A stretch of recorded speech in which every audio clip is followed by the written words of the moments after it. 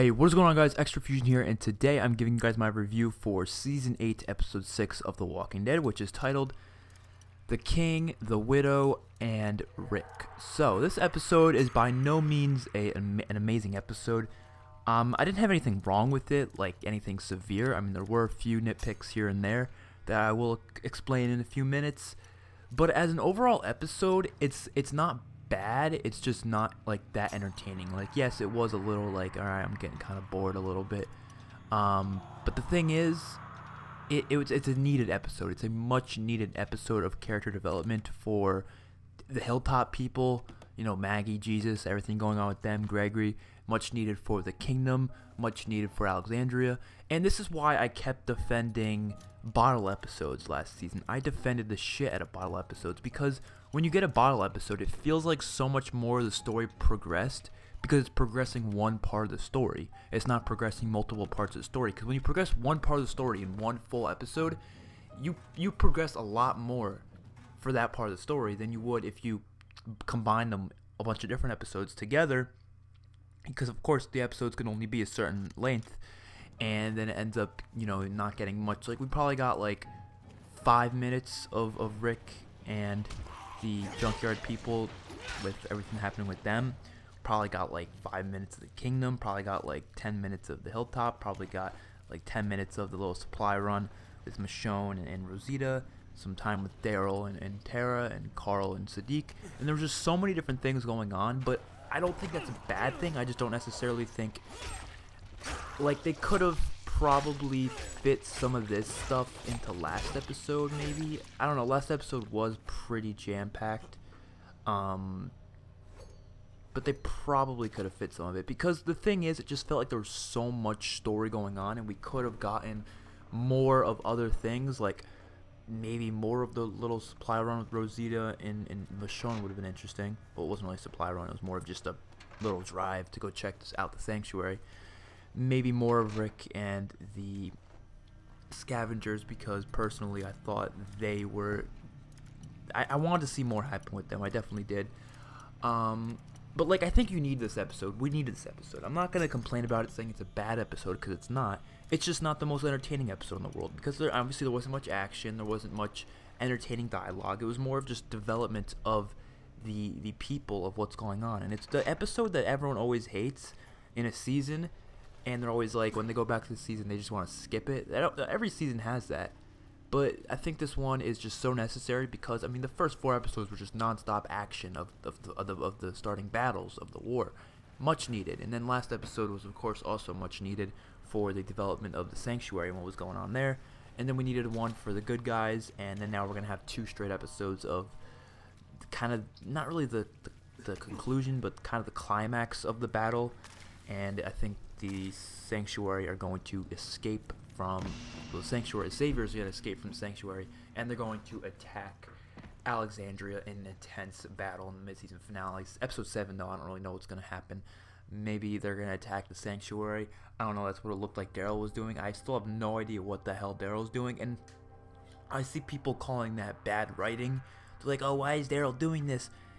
Look, people have to understand, when characters make stupid decisions, it's not bad writing. It's not. That doesn't make writing bad. Just because it's not something you would do, or it's not something you think he should do, or you think it's a dumb decision, or whatever, that doesn't make it bad writing. That's realistic. Most problems that happen in real life are caused by bad decisions, or by people doing stupid things. That happens. That's exactly what happens. And you might be pissed about it. You might be like furious. Why the hell did Daryl do that? I don't know. You're not Daryl. You don't have it. And people say it's out of character. Well, is it your character? Have you created the character of Daryl Dixon? No. The Walking Dead did. They created it. So however the characters are going to act is up to them. Now, yes, there could be things that are completely out of character, and that's a different story. If it's like, I don't know, if they're building up Daryl to do a certain thing, and then out of nowhere he just decides, without any build up or any type of what's it called, character development at all, they just out of nowhere, Daryl goes, you know what, I don't want to attack the sanctuary anymore, I want to go kill Rick. And he just goes to fight and kill Rick. Now that's out of character. That's a different story. That's completely out of character. But you when you don't create a character, I mean, honestly, you could, even then, that sounds ridiculous. Like, that's ridiculous writing. But honestly, I don't think you can say that's added character because, like I said, what if there's something wrong with the character? What if they created something? I don't think that would be interesting. I think that would be a terrible side plot. That would be stupid. But I'm just saying that when people say your characters are added character, I don't like when people say that because it's not your character. It's not the character you created. If you created the character, you know how they would act. You know exactly what they would do. But we kind of have to infer what they would do, and kind of just based off of what we've seen of those characters, we have to make inferences and kind of just come to conclusions as to what they would do in our opinion. But they could do something else. People act certain ways and then do different things in real life all the time. It's realistic. It is very realistic.